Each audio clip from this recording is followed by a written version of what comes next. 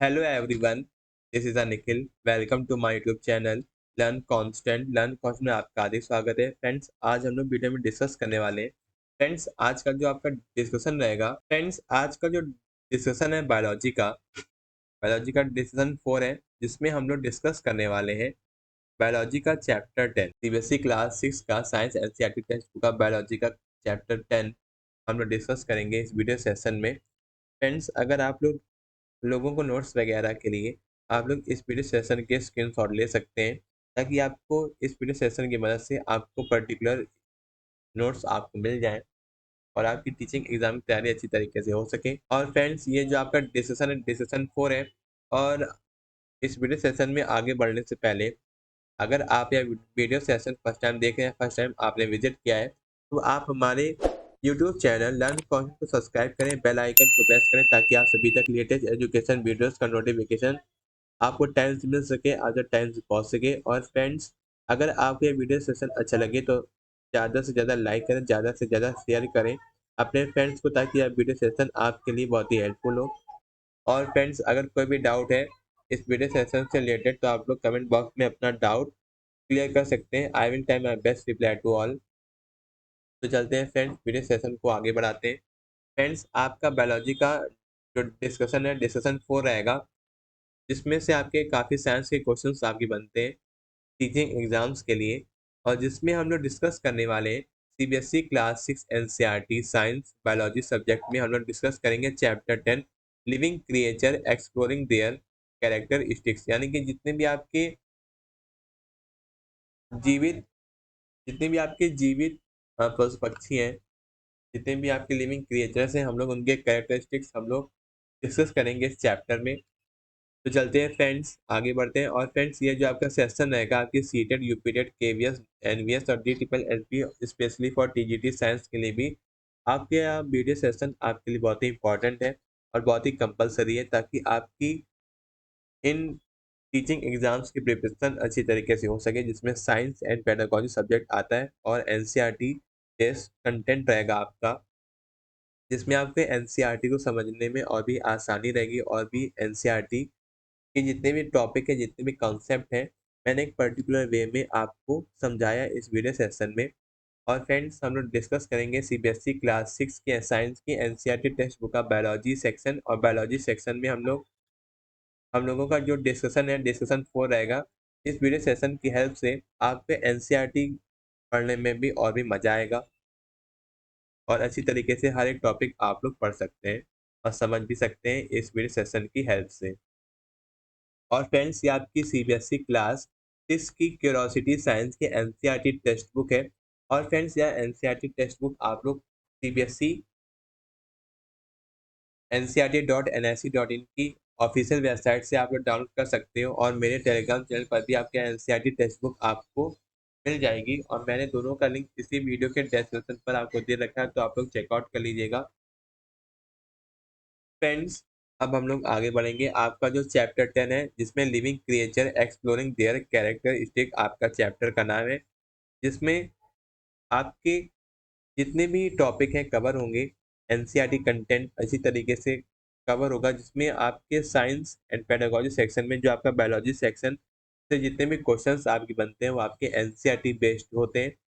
और जो आपका लेसन 10 है living creature exploring there characteristic, जितने भी आपके लिविंग क्रिएचर्स हैं, जितने भी जीवित जो आपके पशु पक्षी हैं, जितने भी लिविंग क्रिएचर्स हैं, उनके कैरेक्टरिस्टिक्स हम लोग पढ़ेंगे, और किस तरीके से उनका ग्रोथ होता है, किस तरीके से डेवलपमेंट होगा, हम लोग इस चैप्टर में पढ़ेंगे। तो चलते हैं फ्रेंड्स, आगे बढ़ते हैं। आपका पहला जो टॉपिक है, what set the living apart from the non living, यानी कि लिविंग जो आपकी लिविंग है और नॉन लिविंग से किस तरीके से अलग है, और लिविंग में और नॉन लिविंग में क्या क्या डिफरेंस। फ्रेंड्स, हम लोग इस चैप्टर में पढ़ेंगे कि लिविंग और नॉन लिविंग के बारे में, कि जीवित प्राणी और उनकी क्या क्या विशेषताएं हैं, क्या क्या विशेषताएं खोजी गई। तो सबसे पहला आपका जो टॉपिक रहेगा, what set the living apart from the non living, यानी कि सजीव को निर्जीव से अलग हम कैसे बनाते हैं। यानी कि हम लोग पढ़ेंगे इस टॉपिक में कि लिविंग और नॉन लिविंग के कैरेक्टर्स, यानी कि हम लोग इन्वायरमेंट में हम लोग जहाँ रहते हैं, कि हम लोग लिविंग और नॉन लिविंग को कैसे पहचानेंगे, क्या क्या उनके कैरेक्टर्स होते हैं, क्या क्या उनके कैरेक्टर्स होंगे, क्या क्या उनकी विशेषताएं होंगी, ताकि हम पहचान सकते हैं कि वो लिविंग थिंग है और वो आपका है नॉन लिविंग। सबसे पहला आपका पॉइंट है living thing. Living thing exist and alive and are made of the microscopic structure called cell. जितनी भी आपकी लिविंग थिंग्स हैं, जितनी जीवित चीजें हैं, अस्तित्व में है और जीवित हैं और सूक्ष्म संरचनाओं से बनी है, जिन्हें कोशिकाएं कहा जाता है। वे बढ़ते हैं और गति या चाल प्रदर्शित करते हैं।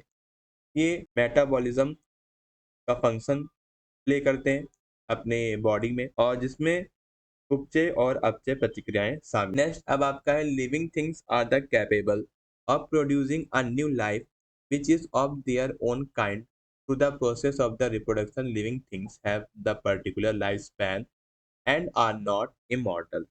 जीवित चीजें उत्पादन करने में सक्षम है प्रजनन की प्रक्रिया के माध्यम से एक नया जीवन। जैसे कि जो आपकी जीवित चीजें हैं, उत्पादन करने में सक्षम होती हैं प्रजनन की प्रक्रिया के माध्यम से एक नया जीवन जो अपनी तरह का होता है। जीवित चीजों का एक एक विशेष कैरेक्टर, जो विशेषताएं हैं, वो आपकी है जीवन काल होती है और वे अमर नहीं। ये आपका था लिविंग थिंग। नेक्स्ट अब आपका दिया गया है पॉइंट, जैसे आपके प्लांट्स हैं।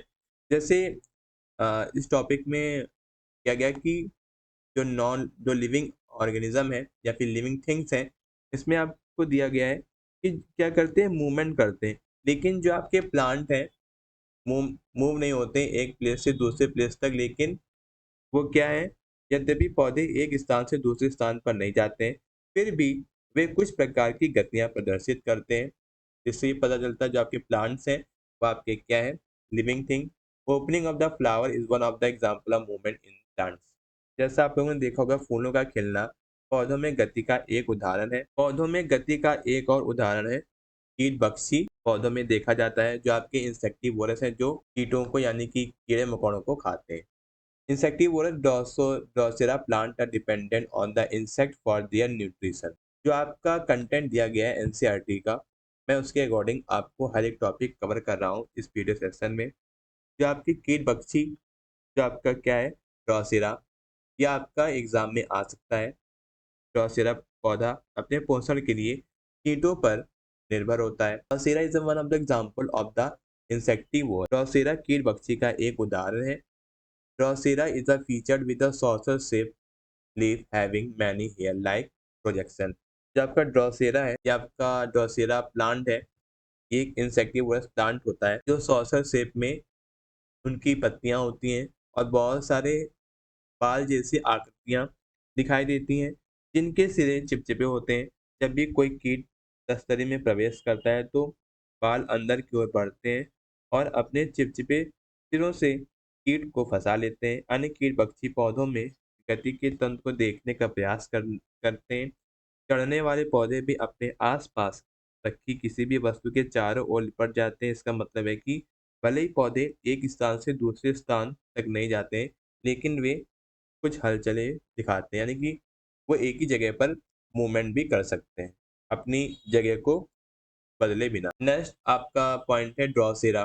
जो आपका ड्रॉसेरा प्लांट है, एक इंसेक्टिवोरस प्लांट है। जो आपका ड्रोसेरा है, ड्रोसेरा की विशेषता है कि जो तस्तरी, जो आपकी सॉसर शेप लीफ होती हैं, कि कई बाल जैसे उभार होते हैं जिन्हें सिरे चिपचिपे होते हैं। जब कोई कीट तस्तरी में प्रवेश करता है तो क्या होते हैं, बाल अंदर की ओर चले जाते हैं और चिपचिपे सिरे में कीट फंस जाते हैं और इंसेक्टिवोरस इंसेक्ट है अपना खाना बना लेता है इंसेक्ट को और अपना न्यूट्रिशन बढ़ाता रहता है। इसी तरीके से अन्य कीट भक्षी पौधे भी हैं जो गति के तंत्र को देखने का प्रयास करते हैं। चढ़ने वाले पौधे भी अपने आसपास रखी किसी भी वस्तु के चारों ओर लिपट जाते हैं।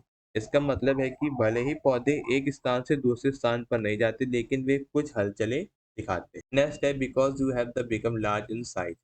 अब यहाँ पे बात हो रही है ग्रोथ की, यानी कि वृद्धि की। हमारे जो आपका ह्यूमन बीइंग है, ह्यूमन बीइंग्स की जो बॉडी है, मनुष्य की जो शरीर है मनुष्य का, किस तरीके से उसकी ग्रोथ होती है, किस तरीके से एक न्यू बॉर्न बेबी से एक एडल्ट का की ग्रोथ होती है। This is due to the growth in your body. क्योंकि आपका आकार बड़ा हो गया है या आपके शरीर में वृद्धि के कारण है, या आपके प्लांट्स हैं और अदर जो जीव भी बढ़ते हैं, क्या हम वृद्धि के जीवों की विशेषता मान सकते हैं। दिया गया living thing need food nutrition for the growth and develop. जैसा लिविंग बींग का एक इम्पॉर्टेंट कैरेक्टर, एक महत्वपूर्ण विशेषता है, जीवों को अपनी वृद्धि और विकास के लिए भोजन पोषण की आवश्यकता होती है। ये आपका था ग्रोथ करने के लिए आपको भरपूर भोजन की आवश्यकता होती है। जैसा इस पिक्चर में दिया गया ग्रोथ ऑफ अ चाइल्ड, ये एक छोटा बच्चा है। छोटे बच्चे की जो ग्रोथ होगी, एक पहले से बेस्ट बनेगा, जिसके बाद एक एडल्ट पर्सन बन जाएगा।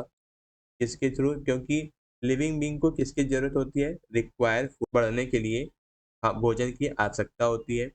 और इसके बिना जो चाइल्ड की किसी भी जीव की वृद्धि नहीं हो सकती बिना खाने की। तो इसीलिए जो आपका भोजन है आपके लिए बहुत ही आवश्यक है, आपकी वृद्धि के लिए और आपके विकास के लिए। नेक्स्ट है in the process of the breathing. Living being का एक और कैरेक्टर है सांस लेना। सांस लेने की प्रक्रिया, जब हम सांस लेते हैं तो हवा हमारे शरीर के बाहर से अंदर की ओर जाती है। जब हम सांस छोड़ते हैं तो हवा हमारे शरीर के अंदर से बाहर की ओर जाती है। सांस लेना क्या कहलाता है? एक श्वसन नामक प्रक्रिया का हिस्सा है। जैसा आप लोग देखते हैं प्लांट्स हैं, आपके प्लांट्स किस तरीके से सांस लेते हैं। पत्तियों की सतह पर छोटे छोटे, आप लोगों ने देखेंगे लीव्स में जो पत्तियां होती हैं पौधों की, उसमें छोटे छोटे छिद्र होते हैं जिनको हम कहते हैं stomata. These pores help the plant in the taking air in and out। ये छिद्र पौधों को हवा अंदर बाहर लेने में मदद करते हैं।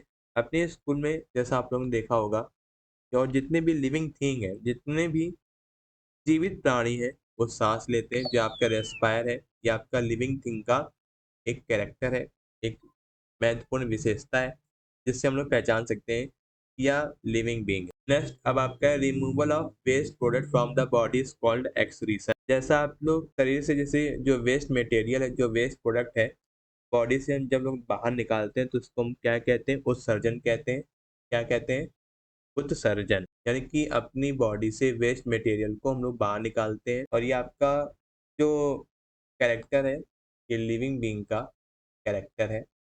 Urine is also form as the product of excretion in the animal. जो आपका यूरिन है, ये एनिमल्स के एक्सक्रीशन में प्रोडक्ट एक है आपका यूरिन।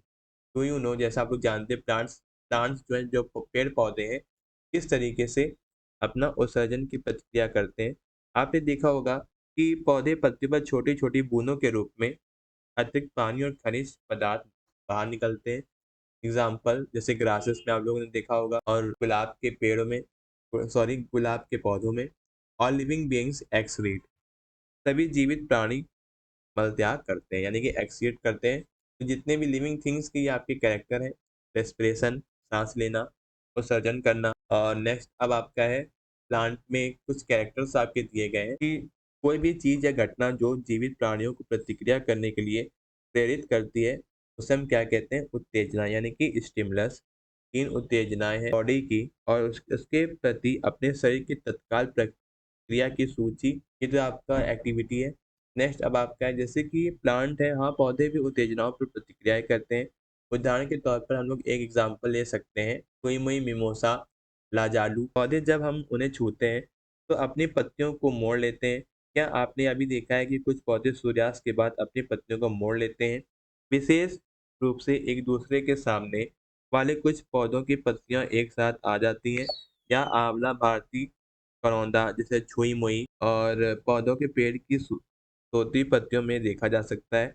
सभी जीवित प्राणी उत्तेजना पर प्रतिक्रिया करते हैं। अपने आसपास के आप लोग देखेंगे कि कुछ पेड़ पौधे हैं जो सूर्यास्त के बाद अपनी पत्तियों को मोड़ लेते हैं। ये आपका था छुई मुई का प्लांट, जिसको हम लोग टच करते हैं तो छुई मुई का जो पौधा है, उसकी जो पत्तियां होती हैं क्या होती हैं? सिकुड़ जाती हैं, मुड़ जाती हैं छूने पर। और इसको हम लोग कहते हैं इंग्लिश में टच मी नॉट। नेक्स्ट अब आपका है, जितने भी आपके जीवित प्राणी है प्रजनन करते हैं। Reproduction is the production of the new young ones. प्रजनन अपनी ही तरह के नए जीवों को प्रोड्यूस करना है। और जब कोई जीवित रहने के लिए आवश्यक सभी संसाधन जैसे भोजन है, हवा, पानी की उपलब्धता बावजूद अपने ऊपर बताई गई सभी विशेषताओं को प्रदर्शित करता है, सक्षम नहीं होता है, तो उसे मृत कहा जाता है। अब और उदाहरण के तौर पर जितने भी लिविंग बींग्स हैं क्या करते हैं? मूवमेंट करते हैं, उन्हें भोजन की आवश्यकता होती है और वे बढ़ते हैं, वे सांस भी लेते हैं, प्रजनन भी करते हैं, और एक्सक्रीशन प्रोसेस भी करते हैं, और उत्तेजनाओं पर प्रतिक्रिया भी करते हैं, और अंततः इसके बाद मर जाते हैं। नेक्स्ट अब आपका है नॉन लिविंग थिंग्स क्या है? निर्जीव चीजें हैं। निर्जीव चीजें कभी भी सजीव नहीं होती हैं और उनमें जीवन नहीं होता है, उनमें कोशिकाएं नहीं होती हैं, यानी सेल्स नहीं होते हैं।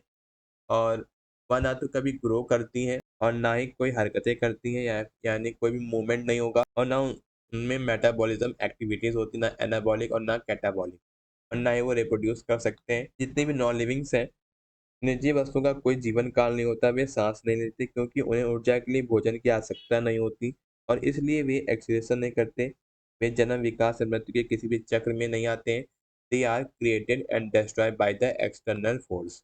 जितने भी ये आपका इम्पोर्टेंट है नॉन लिविंग थिंग्स को पहचानने का, कि जब बाहरी शक्तियों द्वारा बनाए और नष्ट किए जाते हैं।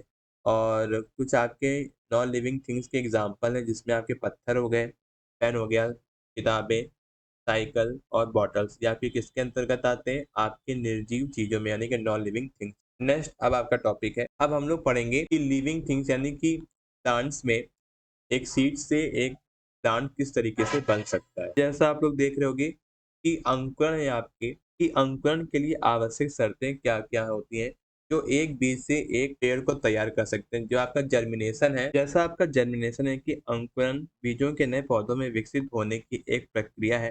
सबसे पहले पर्यावरणीय परिस्थितियों को बीज को बढ़ने के लिए प्रेरित करना चाहिए। आमतौर पर यह इस बात से निर्धारित होता है कि बीज कितना और कितनी गहराई में बोया गया है और पानी की उपलब्धता और तापमान कितना होगा। यानी कि जो आपका सीड है, सीड से एक बड़ा प्लांट या ट्री बनने में उसको क्या क्या रिक्वायरमेंट चाहिए, किस तरीके की जमीन चाहिए ताकि वो फर्टाइल हो सके, और फर्टाइल फील्ड होना चाहिए, यानी उपजाऊ जमीन होनी चाहिए, और कितनी गहराई तक बीज को बोया जाना चाहिए, और पानी की उपलब्धता और तापमान कितना है जिसको एक सीड को बढ़ने में मदद करेगा। जैसे सीड जर्मिनेशन, जो आपका बीज अंकुरण को एक मौलिक प्रक्रिया के रूप में परिभाषित किया जा सकता है जिसके द्वारा विभिन्न पौधों की प्रजातियां एक ही बीज से एक पौधों में विकसित होती हैं। यह प्रक्रिया फसल की उपज और गुणवत्ता दोनों को प्रभावित करती है। A common example of the seed germination is the sprouting of a seedling from the seed of an angiosperm or gymnosperm। बीज अंकुरण का एक सामान्य उदाहरण है एंजियोस्पर्म या जिम्नोस्पर्म के बीज से अंकुर का उगना।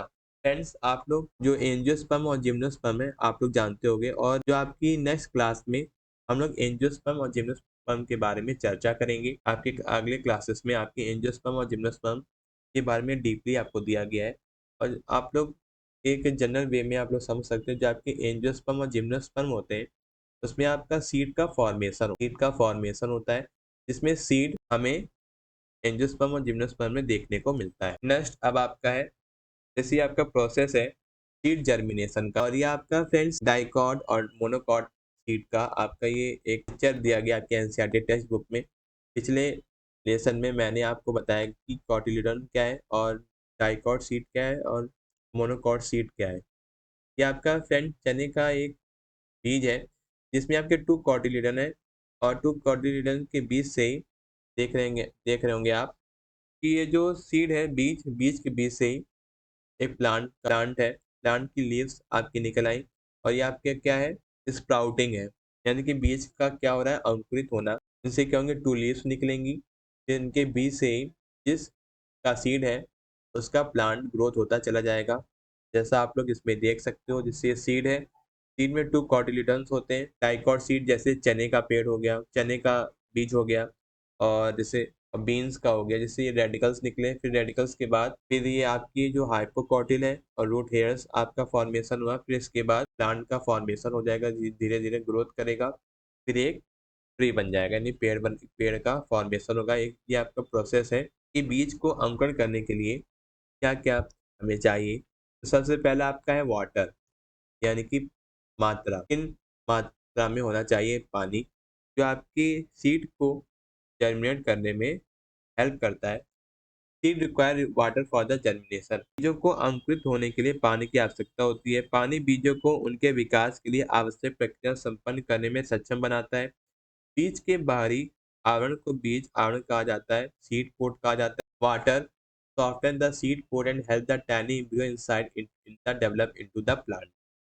जैसा मैंने इस पिक्चर में बताया यहाँ पे आपका रेडिकल है, इसमें रूट का फॉर्मेशन होता है। और जो वाटर क्या करता है, पानी बीज के आवरण को नरम बनाता है और उसके अंदर के छोटे भ्रूण को पौधों के रूप में विकसित होने में मदद करता है। और अब आपका नेक्स्ट टॉपिक है एयर एंड सॉइल, यानी कि वायु एवं मिट्टी कैसी होनी चाहिए कि सीड अच्छी तरीके से जर्मिनेट कर सके, अंकुरित हो सके। बीजों को अंकुरित होने के लिए हवा की आवश्यकता होती है। वे मिट्टी के कणों के बीच उपलब्ध हवा का पानी का उपयोग करते हैं। इसके अलावा मिट्टी के कणों के बीच रिक्त स्थान जड़ों को आसानी से बढ़ने की अनुमति देते हैं। ये आपका था वाटर, एयर एंड सॉइल। अब आपका नेक्स्ट टॉपिक है लाइट एंड और डार्क कंडीशन। प्लांट्स क्या होते हैं, प्रकाश की भी जरूरत होती है और अंधकार की स्थिति किस तरीके की है। हमने सीखा कि सेम के बीजों के अंकुरण के लिए प्रकाश की उपस्थिति आवश्यक नहीं है। फ्रेंड्स, आप लोग एक एक्सपेरिमेंट या कोई एक्टिविटी भी आप कर सकते हैं। आप लोग चने का बीज ले लीजिए या फिर सेम जो आपका आता है मार्केट में, उसका बीज ले लीजिए और आप अपने गमले में या फिर कोई भी फील्ड में चले जाएं जहाँ उपजाऊ जमीन हो, या फिर आप अपना एक्सपेरिमेंट आप पॉट में भी कर सकते हैं, गमले में भी इसका ग्रोथ करेंगे और देखेंगे कि आपका जो प्लांट प्लांट का जो फॉर्मेशन है कितने दिनों में होता है और क्या क्या रिक्वायरमेंट होती है। तो आप लोग एक एक्टिविटीज कीजिएगा। जैसे लाइट है, लाइट हमको कहाँ से मिलती है, मेन सोर्स क्या है, आपका सन यानी कि सूरज। सामान्यतः अधिक अधिकांश बीजों को अंकुरण के लिए प्रकाश की आवश्यकता नहीं होती, लेकिन अंकुरण के बाद पौधों के आगे विकास के लिए सूर्य के प्रकाश की आवश्यकता होती है। अच्छे स्वास्थ्य और उचित विकास के लिए मनुष्य को संतुलित आहार की आवश्यकता होती है।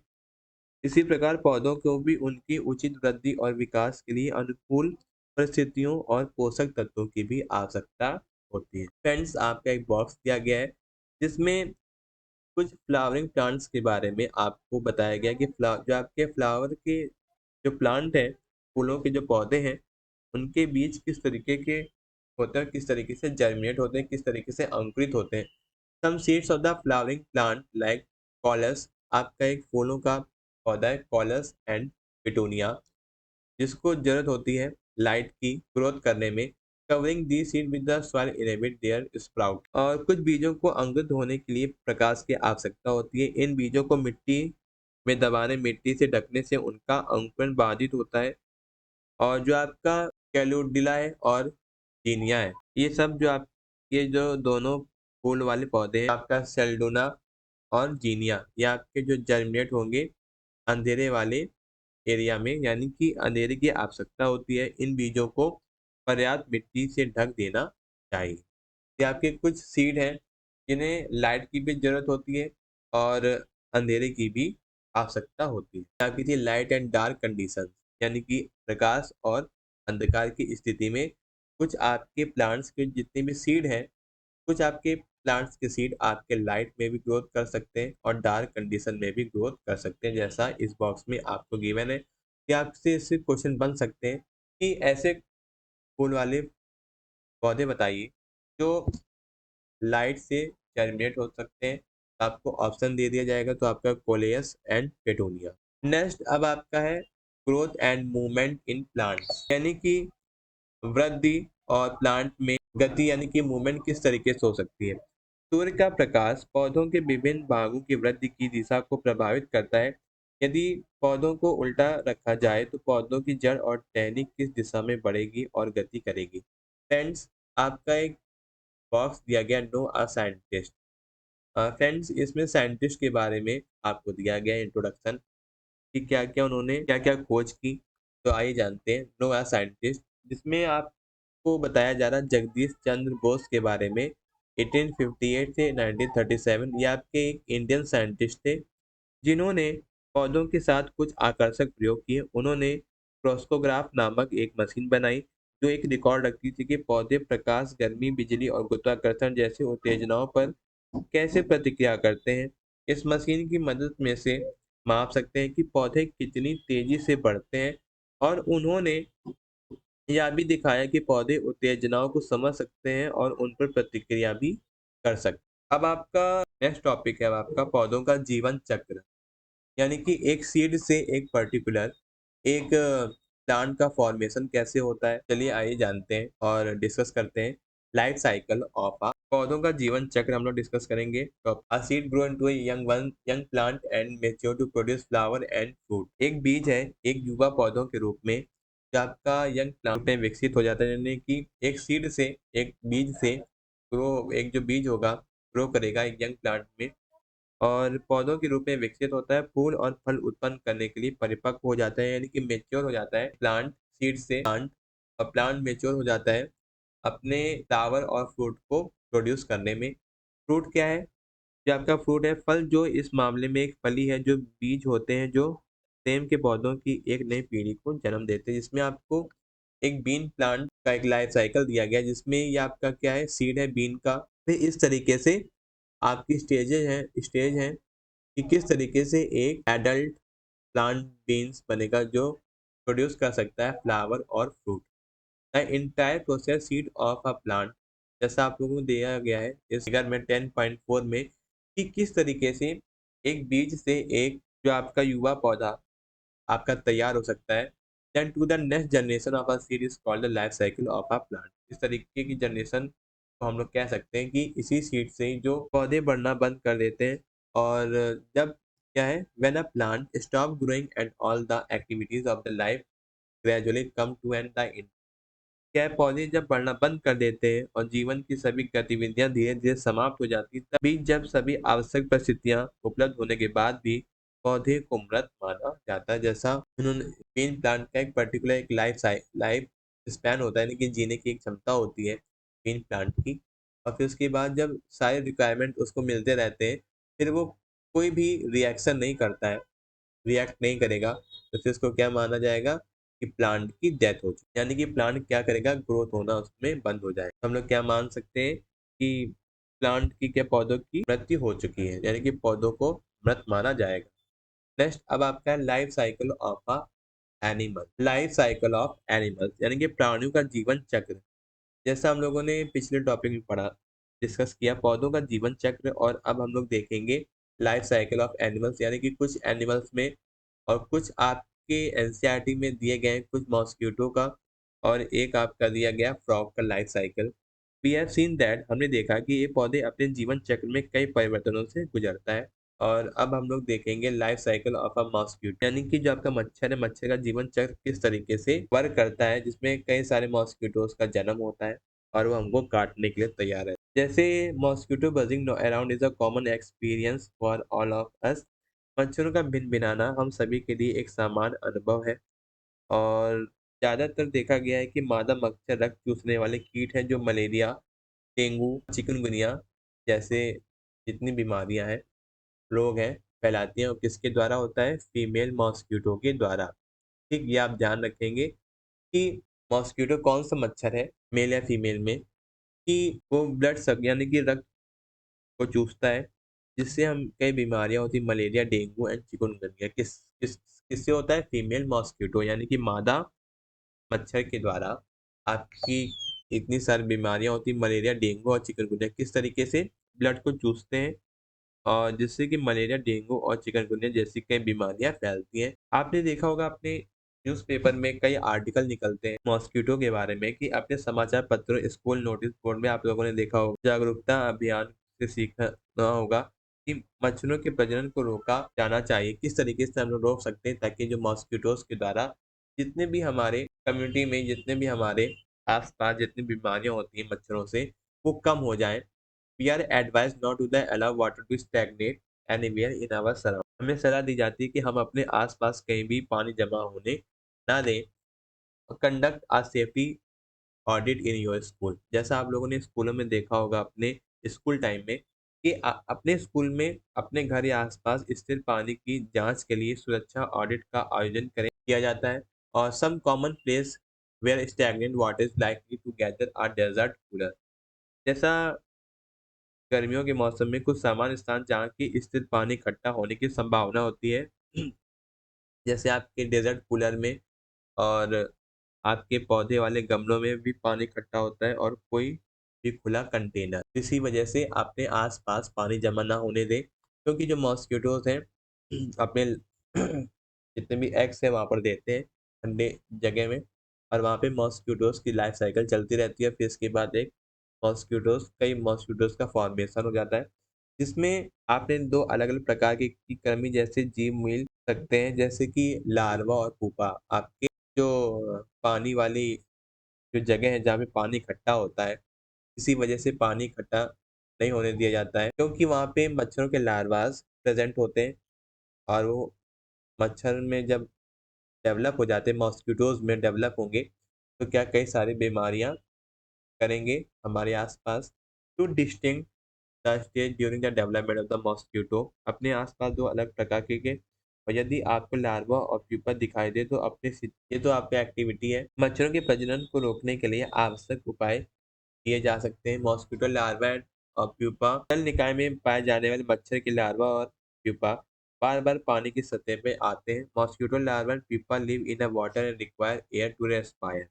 मच्छरों के लार्वा और प्यूपा पानी में रहते हैं क्योंकि उन्हें सांस लेने के लिए हवा की जरूरत होती है, आवश्यकता होती है। वे हवा के लिए पानी की सतह पर चले जाते हैं। अब आपका है लाइफ साइकिल मेन कि एक एग से एक मॉस्किटो का फॉर्मेशन कैसे होता है और मॉस्किटो के द्वारा कई बीमारियां उत्पन्न होती हैं। सबसे पहले जो आपके मच्छर मच्छर अपने जीवन चक्र में 4 चरणों से गुजरते हैं। सबसे पहले egg, larva, pupa and adult mosquito, जैसा आपको फिगर 10.6 में दिया गया है, जो आपकी एनसीईआरटी में गिवन। सबसे पहले क्या, प्यूपा से निकलने वाले वयस्क मच्छर कुछ देर तक पानी की सतह पर आराम करते हैं और फिर उड़ जाते हैं।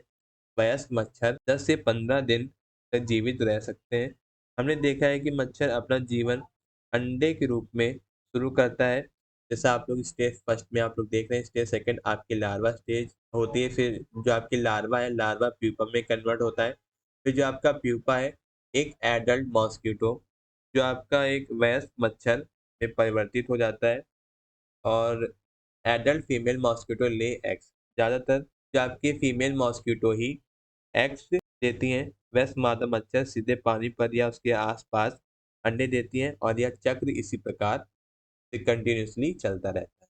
ये आपका था life cycle of mosquito. Significant changes occur in the appearance, body shape and structure during the various stage in the life cycle of the मच्छर के जीवन चक्र के विभिन्न चरणों के दौरान उसके स्वरूप, शरीर के आकार और संरचना में महत्वपूर्ण परिवर्तन होता रहता है। अंडों का आकार लार्वा से काफी अलग होता है। जो आपका लार्वा होता है, लार्वा प्यूपा से बहुत अलग दिखाई देता है। प्यूपा वयस्क मच्छर से बहुत अलग दिखाई देता है। आपका एक बॉक्स दिया गया है जिसमें सिल्क मॉथ के बारे में दिया गया है, रेशम कीड़े के बारे में दिया गया है।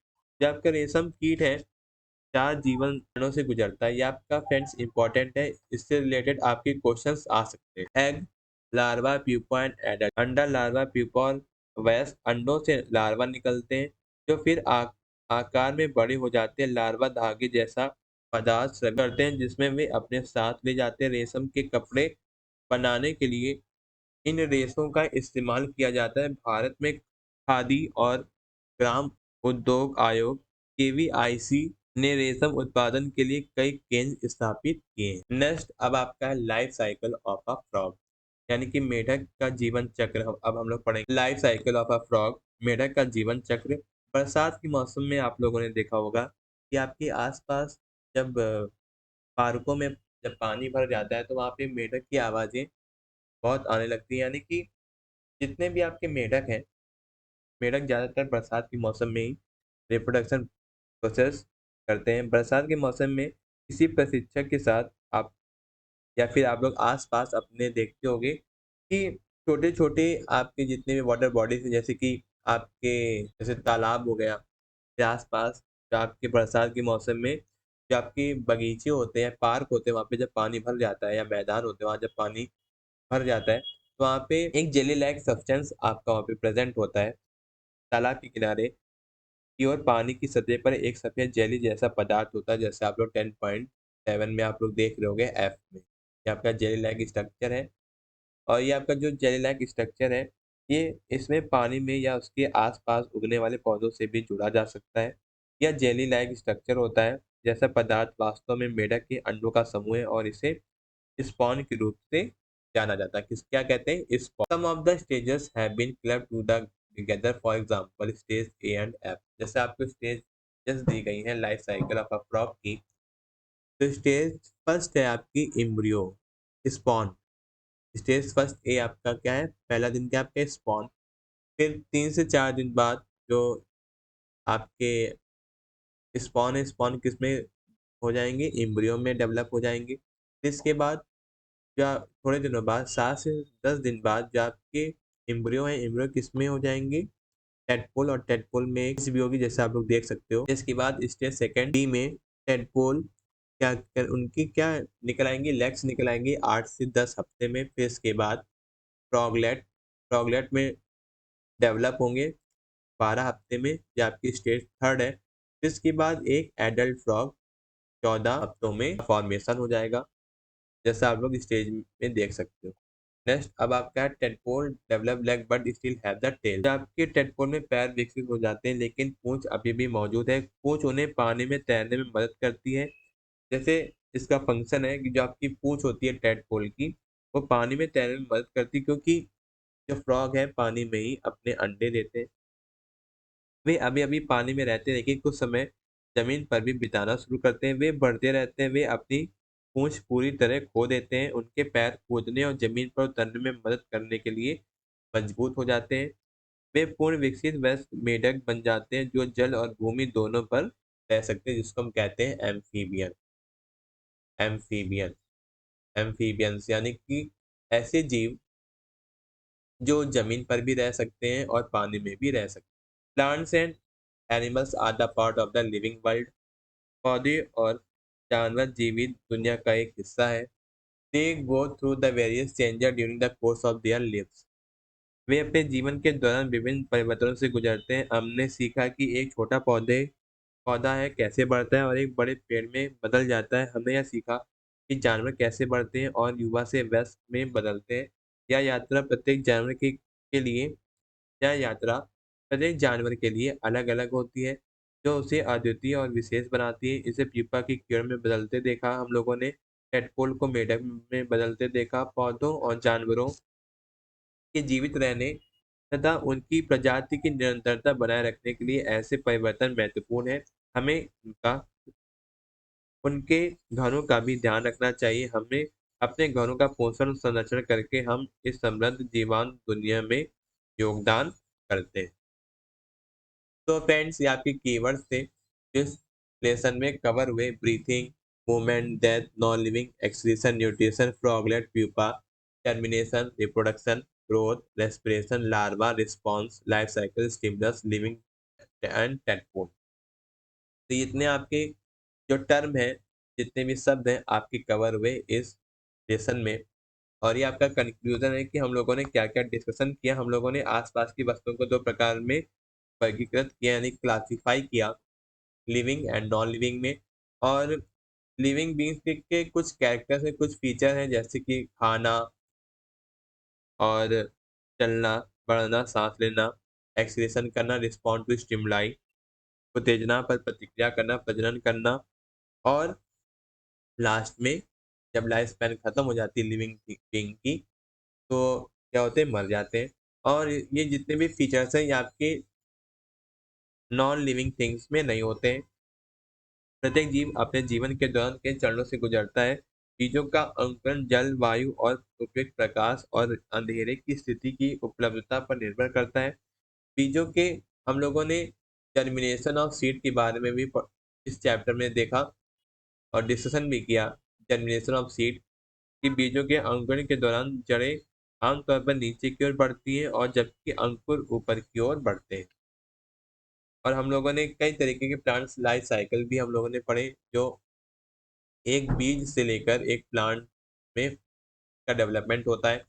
और हम लोगों ने एनिमल्स की लाइफ साइकिल भी पढ़ी, और जिससे कि प्रजनन के परिणाम स्वरूप किसी जानवर या फिर किसी पशु पक्षी का जीवन चक्र या एक नवजात शिशु से शुरू होता है, जो विकास और वृद्धि के विभिन्न चरणों से गुजरता है। इसके बाद वयस्क अवस्था और अंत में मृत्यु होती है। प्रजनन की प्रक्रिया अपनी तरह की निरंतरता बनाए रखती है। जैसे हम लोगों ने इस लेसन में पढ़ा, mosquito pass through the stage of the x. जितने भी मच्छर हैं अंडे, लार्वे, प्यूपा और वयस्क अवस्थाओं से गुजरते हैं। जैसे मेढक के जीवन चक्र के बारे में हम लोगों ने पढ़ा कि अंडे, टेडपोल, मेढक, इसके बाद वयस्क मेढक आपका शामिल है आपकी लाइफ साइकिल ऑफ फ्रॉग में। और कुछ जीव जैसे मच्छर और मेढक में उनके जीवन चक्र के विभिन्न चक्र के दौरान महत्वपूर्ण परिवर्तन होते हैं। परिवर्तन शरीर के आकार, संरचना और कभी-कभी आपके जितने भी हैबिटेट है यानी कि आवास में भी देखे जा सकते हैं। तो फ्रेंड्स आज की वीडियो में इतना ही। आई होप आपके यह वीडियो सेशन आपको पसंद आएगा, पूरा डिस्कशन पसंद आया होगा। हमने इस वीडियो सेशन में हम लोगों ने चैप्टर को अच्छी तरीके से डिस्कस किया और फ्रेंड्स यह चैप्टर आपकी टीचिंग एग्जाम्स के लिए बहुत ही इंपॉर्टेंट है, जिसमें साइंस एंड पेडागोजी सब्जेक्ट आपका पूछा जाता है हर एक टीचिंग एग्जाम में और यह वीडियो सेशन आपके लिए बहुत ही इंपॉर्टेंट है। फ्रेंड्स अगर वीडियो सेशन अच्छा लगे तो वीडियो सेशन को ज़्यादा से ज़्यादा लाइक करें, ज़्यादा से ज़्यादा शेयर करें अपने फ्रेंड्स को, ताकि यह वीडियो सेशन आपके लिए बहुत ही हेल्पफुल हो और आपके फ्रेंड्स के लिए भी हेल्पफुल हो। और फ्रेंड्स अगर आप यह वीडियो सेशन फर्स्ट टाइम देख रहे हैं हमारे यूट्यूब चैनल लर्न कौशल पर, आप लोग फर्स्ट टाइम आए हैं या फर्स्ट टाइम आपने विजिट किया है, तो आप हमारे यूट्यूब चैनल लर्न कौशल को सब्सक्राइब करें और बेल आइकन को प्रेस करें, ताकि आप सभी तक लेटेस्ट एजुकेशन वीडियोस का नोटिफिकेशन आपको टाइम से मिल सके, आप तक टाइम से पहुंच सके। और फ्रेंड्स अगर आपको कोई भी डाउट है तो आप लोग अपना डाउट क्लियर कर सकते हैं, कमेंट बॉक्स में आप लोग कमेंट कर सकते हो। फ्रेंड्स ये हमारे सोशल मीडिया हैंडल्स हैं, तो आप लोग लर्न कौशल को आप लोग फेसबुक पेज पर, इंस्टाग्राम पर, टेलीग्राम चैनल पर और ट्विटर पर आप लोग फॉलो कर सकते हो। आपको हमारे इन सोशल मीडिया हैंडल्स के द्वारा आप तक सारे नोटिफिकेशन आप तक पहुंच जाएंगे हमारे यूट्यूब चैनल लर्न कौशल के टीचिंग एग्जाम्स के लिए। तो फ्रेंड्स आज का जो लेसन है फिनिश होता है और thanks for watching this video. मिलते हैं फ्रेंड्स अगले वीडियो में। थैंक यू, धन्यवाद।